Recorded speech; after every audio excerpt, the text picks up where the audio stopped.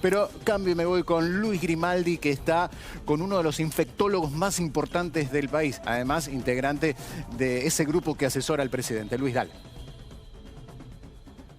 Sí, tal vez sea el más importante. Yo creo que es el que ha estado hablando desde un principio con rigor de verdad y creo que es el que más ha escuchado, sin herir susceptibilidades, por favor, el presidente de la Nación. Además, profesor de la Facultad del Salvador y con muchos cargos más. Pero bueno, no viene al caso. Sí decir, le voy a hacer una pregunta muy obvia, que es la que se puede preguntar mi mamá, yo, cualquiera.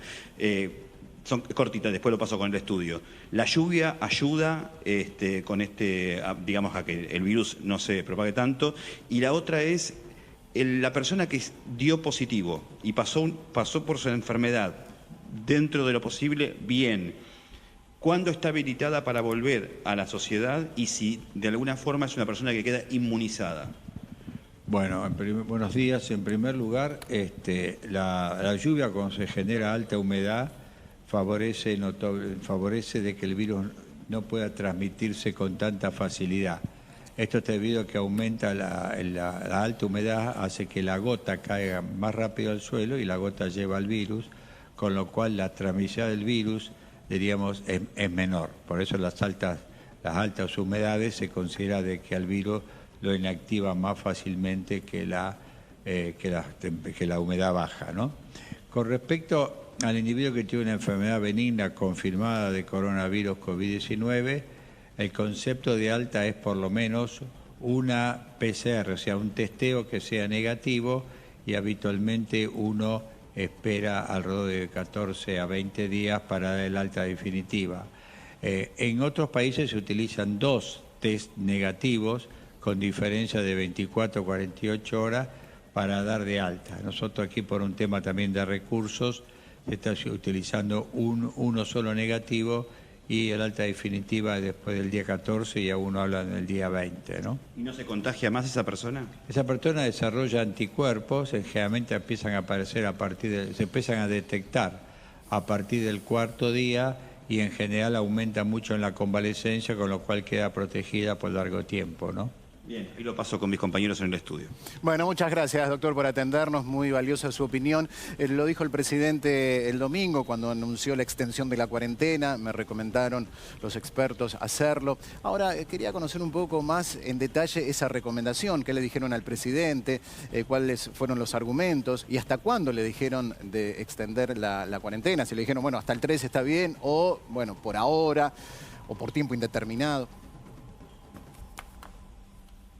Nosotros en realidad la recomendación que fue unánime todo el Comité de Expertos y el Ministerio de Salud de la Nación fue mantener la cuarentena en las mismas condiciones que estaban hasta hoy, porque la cuarentena se extiende a partir de mañana, porque consideramos que las medidas que se habían tomado eran medidas muy fuertes, tomadas todos al mismo tiempo y son lo que la Organización Mundial de la Salud considera que pueden tener impacto. ¿Qué significa esto? Tomarlos lo suficientemente tempranas, las medidas, y en segundo lugar que las medidas sean todas tomadas al mismo tiempo. Esto es cierre del ciclo lectivo, cierre de aeropuertos y fronteras, resguardo domiciliario a los individuos mayores de 65 años, cierre de espectáculos que acumulen alta densidad poblacional en espacios cerrados o abiertos, digamos, y quinto, la restricción del tránsito. Y aconsejamos mantenerlo por lo menos por 2 periodos de incubación, porque son los periodos en el cual el virus necesita por lo menos uno para pasar de un individuo enfermo a un sano. En la medida que el virus no tenga tanta capacidad de transmitirse, porque no hay susceptibles circulando en ambientes, esto hace que el virus pierda capacidad de transmisión. Y acá serían 2 periodos de incubación. Independientemente de esto, es probable que nosotros veamos un mayor número de casos vinculado a que hay muchos más centros que están haciendo el diagnóstico, con lo cual esto va a aumentar. Claro, acá hay que ir a hacer un punto, debería mantenerse, doctor, es la... Claro, sí, mantener la curva chata, pero acá quiero hacer un punto, me surgen 2 cosas de esto que usted está diciendo. Por un lado, está bien, son 2 periodos de incubación. Ahora, ¿cómo imagina la salida de esos 2 periodos de incubación? Paulatino y de qué manera esa normalidad se va a ir retomando, si es que va a haber normalidad en el mediano plazo, no sé hasta cuándo. Bueno, yo voy a hablar ahora a título personal porque todavía no hicimos la reunión del comité de expertos. De la cuarentena no se puede salir de un día para otro completo, porque sería un error grosero. Lo que uno tiene que hacer es ir flexibilizando las medidas a través del tiempo y en forma escalonada o sectorizada. Por ejemplo, yo no me imagino a título personal, bueno, voy a dar un ejemplo, no me imagino a título personal que en un mundo que hay coronavirus por todos lados, nosotros abramos los aeropuertos y las fronteras, por ejemplo. En segundo lugar, no me imagino suspender la cuarentena para los individuos mayores de 65 años, que son los más vulnerables y los que sufren mayor cantidad de complicaciones. Y así hay otras medidas en esto. Entonces yo creo que hay que ir analizándolas. Colegio tampoco es una super prioridad, diríamos, porque uno puede rediseñar el ciclo electivo. Y en segundo lugar, el tema de los colegios no es lo mismo en la escuela primaria que secundaria que en la universidad.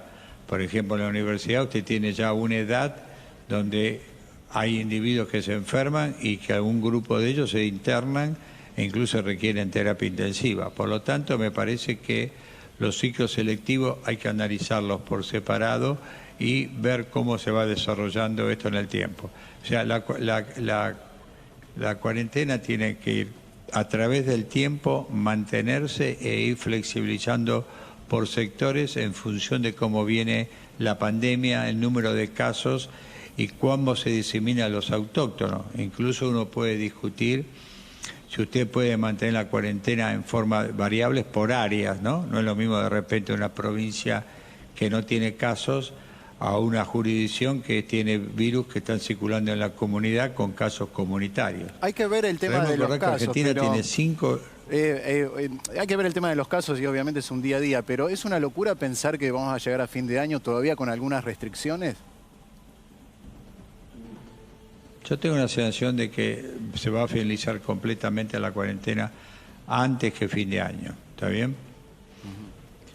Doctor, ahora, ¿podemos quiero analizar? comentar para que la gente entienda. Déjeme terminar. Hay 5 jurisdicciones que tienen circulación autónoma. Son Chaco, Córdoba, Santa Fe, conurbano bonaerense y Ciudad de Buenos Aires. Ahí hay circulación confirmada de circulación del virus con casos comunitarios o autóctonos. Entonces son los lugares donde hay que estar cumpliendo mucho más fuerte la cuarentena, ¿no? Claro, por eso cambió justamente el protocolo de casos sospechosos. No solamente aquellos que viajaron al exterior o tuvieron contacto con ese tipo de personas, sino si circularon o estuvieron en algún momento en Buenos Aires, Chaco, Santa Fe y las provincias o lugares que usted decía.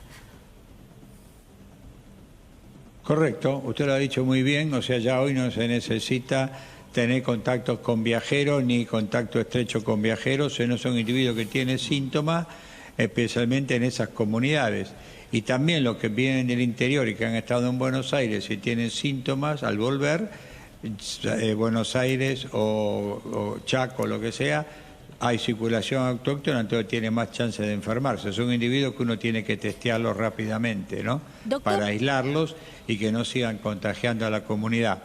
¿Podemos analizar los últimos reportes o el último? 146 nuevos pacientes, en total 966 positivos, coronavirus positivos y 24 muertos. ¿Qué se puede decir con estos números de las últimas horas? Bueno, primero lo que hay que decir es que aumentó el número de casos y esto es esperable, lo dije antes. En segundo lugar, tenemos que aumentar el número de testeos, porque en realidad estamos ya prácticamente a un mes del primer caso, que fue el 2 de marzo, y tener 1000 y pico, tener nada más que 1000 casos, me da la sensación de que debe haber más, diríamos, que deben ser cuadros benignos, porque no están internados ni han fallecido, diríamos que no se han podido testear o todavía no tenemos los resultados. Por eso es clave que el individuo de casos sospechosos sea testeado y tener resultados rápidos. ¿Y los muertos? Y la cantidad lamentablemente de fallecidos, que siempre es una catástrofe, un paciente muerto está dentro del porcentaje del 2% que se toman en la mayoría de los países, ¿no? Esa mortalidad baja o sube, por eso la mortalidad es un mal dato, en función de cuánto usted testee. Si yo testeo 1000 individuos, y tengo, por ejemplo, 100 positivos, por decir algo, la mortalidad con lo que tenemos 2%. Pero yo si testeo 1000 y son 800 los positivos y muere el 2%, significa que nuestra mortalidad es mucho más baja, ¿no? Entonces depende mucho de la proporción de testeo. Por eso Alemania tiene una mortalidad muy baja, porque testea prácticamente a la gran cantidad de población con signos sospechosos, ¿no? Claro, es una cuestión matemática, pero está muy bien explicada. Ahora, doctor, hay un tema que genera mucha sensibilidad, muchas dudas también, y hoy habló la Organización Mundial de la Salud sobre que no tiene mucho sentido usar barbijo en lugares públicos, que no protege. Sin embargo, uno sale a la calle, si es que tiene la posibilidad de hacerlo, pues está exceptuado, o ve las imágenes, si no puede salir, o va al supermercado y vuelve, y ve que están muchos con barbijo, o la cajera tiene barbijo, o el policía que te controla tiene barbijo, entonces se siente como desprotegido o con dudas. Es decir, yo estoy acá en el medio de un lugar en guerra sin nada para protegerme. ¿Qué pasa con el barbijo? ¿Es recomendable usarlo o no? Bueno, el barbijo, la Organización Mundial de la Salud y el Ministerio de Salud consideramos que el barbijo no es una medida eficaz para protegernos del virus, punto número uno. Hay otros autores, por ejemplo, autores chinos, inclusive de Inglaterra, que están planteando que el barbijo podría tener alguna utilidad porque algo frena del splash cuando uno tose o estornuda, diríamos, y entonces habría menos cantidad de virus que pueden penetrar a través de una superficie porosa como es la piel. Como es la tela del barbijo, ¿no? Por lo tanto, diríamos, si bien la mayoría de los autores consideran que no es necesario, bueno, hay controversias con respecto a esto. Entonces yo creo que si un individuo le da cierta seguridad al barbijo, a mí no me preocupa que lo use, si bien tiene un riesgo que se acaben los barbijos, y entonces el barbijo que lo tiene que usar el personal de salud, y especialmente barbijos de alta eficacia o eficiencia, como son los barbijos especiales para procedimiento y para atender a estos enfermos, puede generarse algún déficit de provisión. Pero vuelvo a repetirle, yo creo que es muy difícil a la gente decirle que no al barbijo cuando uno ve que en China usa barbijo, que en Japón usa barbijo, que en España o Italia usan barbijo y que las fuerzas de seguridad de Argentina están usando barbijo. Por lo tanto, me parece que no es una controversia en este momento para plantearla en forma muy insistente cuando lo que tenemos que cumplir es la cuarentena. Si aquel individuo que se siente más confortable y más tranquilo usando el barbijo, nadie le va a prohibir que lo use, ¿no? Dani, Romina, ¿te puedo agregar un datito de esto? Sí, dale, Sí. Perfecto. Vos sabés que hablé con algunos colegas, utilizan el barbijo, doctor, ¿sabe por qué? Porque es una forma de tener como una tensión, como decir, yo me llevo la mano a la cara todo el tiempo, y es como más como una prevención desde ese lugar. Y la otra pregunta que le quiero hacer es algo de la intimidad del presidente, si usted me puede ayudar con esto. Ha tenido que tomar decisiones muy importantes y él se considera un hombre pragmático. El tema económico pesa muchísimo y es un tema muy difícil en estos momentos, ¿no es cierto?, lo que puede venir más adelante. ¿Cómo ha sido ese momento en donde ustedes tuvieron que lidiar entre los intereses económicos y algunas cosas que aparecieron realmente lamentables y el pragmatismo del presidente que está cuidando la vida de la gente? Bueno, en primer lugar, lo que planteaba acá Grimaldi, el barbijo evita que uno se toque más la cara, y sobre todo la nariz y boca. Esto lo han planteado algunos autores americanos, que el barbijo podría tener alguna utilidad para no estar tocándose tanto tiempo la cara, especialmente nariz y boca. Otros autores dicen al revés, que como uno se tiene que acomodar el barbijo varias veces, se tocaría el barbijo y contaminaría con las manos. Ahora, si uno analiza las veces que uno se toca la cara con las manos y las veces que uno se va a tocar el barbijo para acomodarlo, es mucho más común que llevarse las manos a la boca y a la nariz que tocarse el barbijo. Así que es un tema que sigue la polémica o las discrepancias abiertas. Con respecto al señor presidente, yo lo vi, esto es también personal, por favor, lo vi muy sólido, muy firme en la toma de decisiones, escuchó atentamente, diríamos, sabe la dificultad que es sobre el impacto económico y que probablemente debe estar tironeado de las dos puntas, desde la salud y de la economía, pero a título absolutamente personal, creo que él privilegió la vida sobre el del producto bruto, ¿no? En un momento de la charla lo definió claramente esto, con lo cual yo a título absolutamente personal creo que el presidente está obrando con absolutamente claridad frente a una pandemia donde se ha visto muchas veces que se han tomado medidas tardías y luego que ya la situación estaba muy difícil de controlar. Analicen ustedes Italia, analicen España, analicen lo que está pasando en Estados Unidos mismo, donde ahora se están tomando medidas cuando ya tenemos una enorme cantidad de casos, ¿no? Doctor, ¿cómo evalúa nuestro comportamiento, el comportamiento del pueblo argentino respecto de esta situación de cuarentena, esta situación difícil para todos? Yo creo que la gente lo está entendiendo, le ha costado al principio, pero está empezando a acompañar las medidas. Todavía, diríamos, tendríamos que ser todavía más respetuosos de las medidas y no salir a la calle, y eso a veces se observa en algunas zonas del conurbano, con lo cual yo les pediría a la gente que tengamos un poco de paciencia y si eventualmente tienen que salir por una circunstancia, mantengan la distancia social de 1,50 m en las colas del supermercado, en la cola de los bancos, de tal manera que podamos, digamos, si tenemos que ir al banco a retirar plata, que es lógico, tengamos esa distancia de 1,50 m y luego volver a la casa, diríamos, y no seguir charlando cerca con la vecina o con el amigo, etcétera. Tenemos que ayudarnos entre todos. Yo recuerdo siempre la frase del Papa del otro día, ¿no? En el barco estamos todos, así que ayudémonos todos a cumplir esta cuarentena que es muy, muy importante, ¿eh? Y hay una cuestión que nos está jugando a favor, que es la temperatura, que va a empezar a cambiar. Ya se ve en el horizonte, hay algún registro de 13 grados para el viernes en Buenos Aires, por ahí el Gran Buenos Aires con 11. Van a ir apareciendo en la gente síntomas típicos de esta época. Alergias, estornudos, algún resfrío, síntomas que muchos pueden pensar que tienen esta patología, pueden entrar en pánico, pueden no saber qué hacer o cómo actuar. ¿Cuál sería la recomendación? Decir, bueno, si tenés esto y esto, llamá, y si simplemente estornudás, quédate tranquilo que por ahí es algo habitual en el otoño. Sí, yo diría que nosotros, la definición de caso que hizo el Ministerio es fiebre más dolor de garganta, dolor de garganta, dificultad para respirar, diríamos, y tos, sobre todo una tos seca, no productiva. Diríamos, con eso, en general, sobre todo en las jurisdicciones donde está circulando el virus en forma autóctona, lo lógico es llamar al médico, llamar al 107 para la Ciudad de Buenos Aires, o 148 para el conurbano, consultar para que le hagan el test. Diríamos, si no, a su sistema privado. Creo que en la medida que aumentemos los test, van a aparecer más positivos.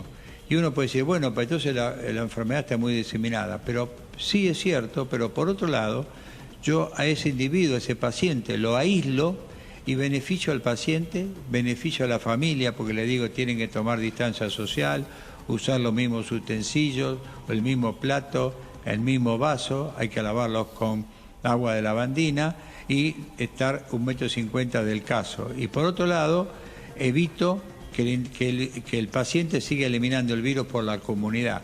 Eso es el dato, los tres, si usted quiere, puntos fundamentales por cuales los individuos tienen que testearse.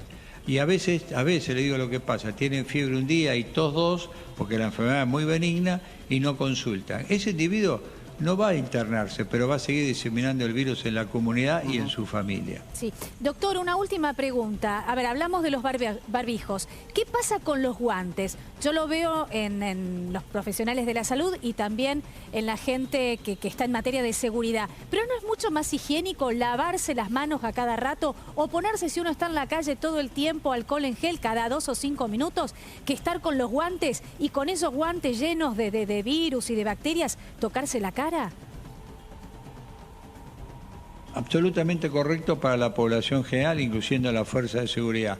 Claro. Mucho sentido no tiene, ¿está bien? Coincido con usted 100%.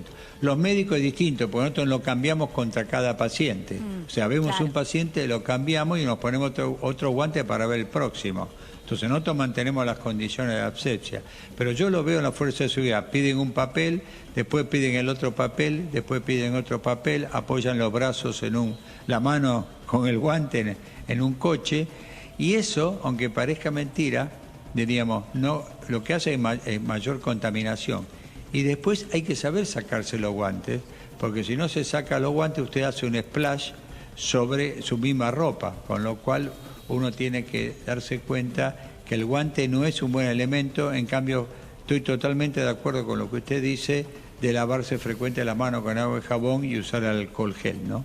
Bueno, muchas gracias, doctor. Muy claro, como siempre, en las explicaciones. Y la verdad nos ha tranquilizado sobre muchas cuestiones que nos generaban dudas sobre este tema. Así que seguramente vamos a seguir consultándolo en el futuro. Muchas gracias.